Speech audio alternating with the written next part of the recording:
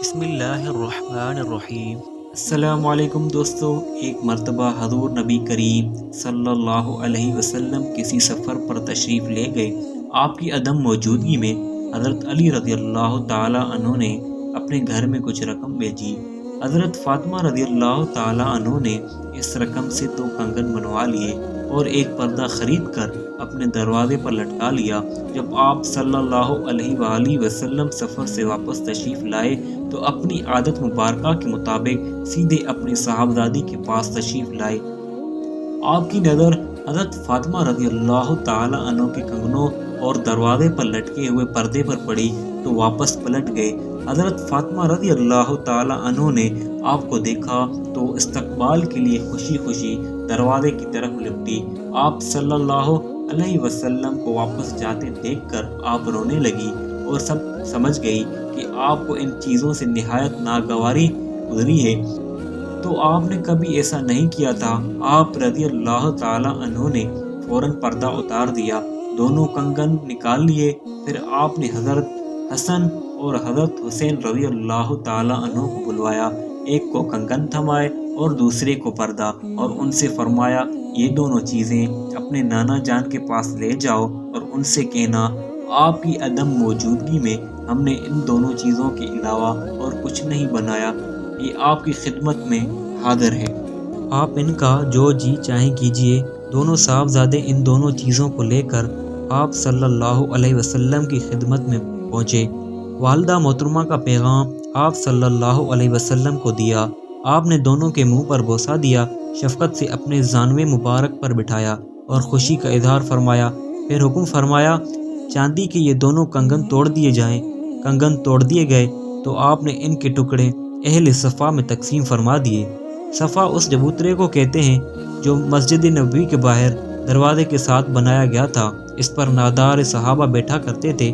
پھر آپ صلی اللہ علیہ وسلم نے اصحاب صفا میں سے ایک صحابی کو بلایا، اس کے پاس کپڑا نہیں تھا، اس دروازے کے پردے میں سے ایک ٹکڑا پھاڑ کر اسے دے دیا۔ اس طرح ہر ایک کو تھوڑا تھوڑا اس پردے میں سے عنایت فرمایا۔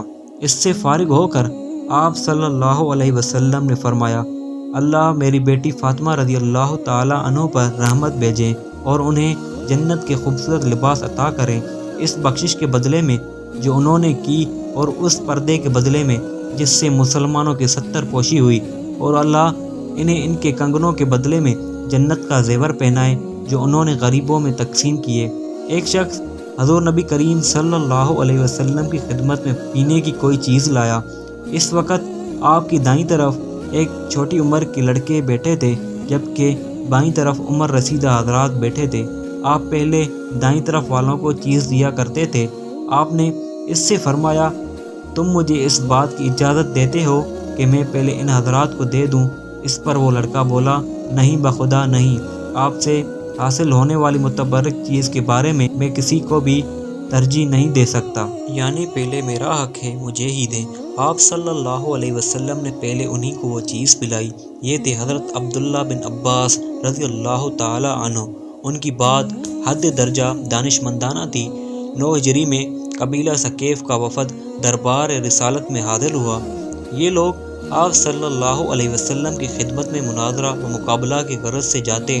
اس وفد میں ایک بچہ بھی تھا جو رات دن اہل وفد کے سامان کی حفاظت پر مقرر تھا۔ ایک دن کا واقعہ ہے کہ رات کو اہل وفد سو گئے تو یہ بچہ چھپ کے حضور صلی اللہ علیہ وسلم کی خدمت میں پہنچ گیا اور خفیہ اسلام لے آیا۔ اس دوران وہ باقاعدہ اسلام کی تعلیم حاصل کرتا رہا اور حسب موقع دربار رسالت میں حاضری دیتا رہا اور قرآن کریم کی تعلیم بھی سیکھتا رہا۔ دوران حاضری حضور صلی اللہ علیہ وسلم کو ماہ خواب پایا تو جلیل القدر صحابہ رضی اللہ تعالی عنہ سے علم حاصل کر لیتا۔ اسلام اور قرآن کا یہ عاشق خوش نصیب بچہ حضرت عثمان بن ابی العاص رضی اللہ تعالی عنہ کے بچپن کا واقعہ ہے۔ حضور صلی اللہ علیہ وسلم کے مدینہ منورہ حاضری پر ایک لڑکا آپ کی خدمت میں پیش ہوا اور لوگوں نے کہا یا رسول اللہ اس نے 70 قرآنی صورت حفظ کر لی ہے۔ حضور صلی اللہ علیہ وسلم نے امتحان کے طور پر کچھ سنانے کو فرمایا۔ لڑکے نے آپ کے سامنے سورہ قاف پڑھی۔ اس پر آپ صلی اللہ علیہ وسلم نے مسرت کا اظہار فرمایا۔ حضور صلی اللہ علیہ وسلم کو جو خطوط یہود کے پاس بھجوانے ہوتے وہ یہودی ہی تحریر کرتے تھے۔ ایک مرتبہ حضور صلی اللہ علیہ وسلم نے ارشاد فرمایا، یہود کے حد و کتابت پر مجھے اطمینان نہیں کہ وہ گڑبڑ نہ کر دیتے ہوں، تم یہود کی زبان سیکھو۔ اس لڑکے نے صرف 15 دنوں میں یہودیوں کی عبرانی زبان سیکھ کر باقاعدہ تحریر بھی کرنے لگا۔ اسی طرح حضور صلی اللہ علیہ وسلم کی خدمت میں یہودیوں کو جو خطوط آتے ان کی پڑھنے کی ذمہ داری بھی اس کم عمر کے ذمہ لگا دی۔ بعض روایات میں عبرانی کی جگہ سریانی زبان سیکھنے کا بھی آیا ہے۔ یہ لڑکا صحابہ میں حضرت زید بن ثابت رضی اللہ تعالی عنہ کے نام سے مشہور تھے۔ آپ اپنے زمانہ کے جلیل القدر صحابہ میں شمار ہوتے اور بڑے مفتی سمجھے جاتے۔ خاص طور پر علم میراث کے ماہر تھے۔ ہجرت نبوی کے وقت ان کی عمر صرف 11 برس تھی۔ ایک مرتبہ حضور نبی کریم صلی اللہ علیہ وسلم سے کسی نے پوچھا، یا رسول اللہ، آپ اپنے بچپن کے بارے میں کچھ بتائیں۔ آپ صلی اللہ علیہ وسلم نے فرمایا، ایک مرتبہ میں اپنی بھیڑ بکریوں کے ریوڑ میں کھڑا تھا کہ میرے پاس 2 آدمی آئے۔ ان کے کپڑے سفید تھے۔ ان میں سے ایک کے پاس سونے کا تشت تھا، وہ تشت برف سے بھرا ہوا تھا۔ انہوں نے مجھے لٹایا اور میرے پیٹ کو چاپ کیا، پھر انہوں نے میرے دل کو باہر نکالا اور اسے چیرا، اس میں سے سیاہ لوتھڑا نکال ڈالا، پھر انہوں نے میرا دل اور پیٹ کو اس برف سے دھویا، یہاں تک کہ انہوں نے میرے دل کو واپس میرے پہلو میں رکھ دیا اور دل گویا پہلی کی طرح ہو گیا۔ اب ان میں سے ایک نے دوسرے سے کہا، ان کی امت کے 10 آدمیوں سے ان کا وزن کرو۔ انہوں نے مجھے تولا تو میرا وزن زیادہ ہو گیا۔ اس پر پہلے نے کہا، 100 آدمیوں سے وزن کرو۔ اس نے مجھے 100 آدمیوں سے تولا، اب بھی میرا وزن بڑھ گیا۔ اس کے بعد مجھے 1000 آدمیوں سے تولا گیا، اب بھی میرا وزن بڑھ گیا۔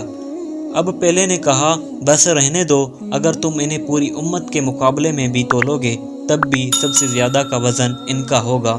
سبحان اللہ۔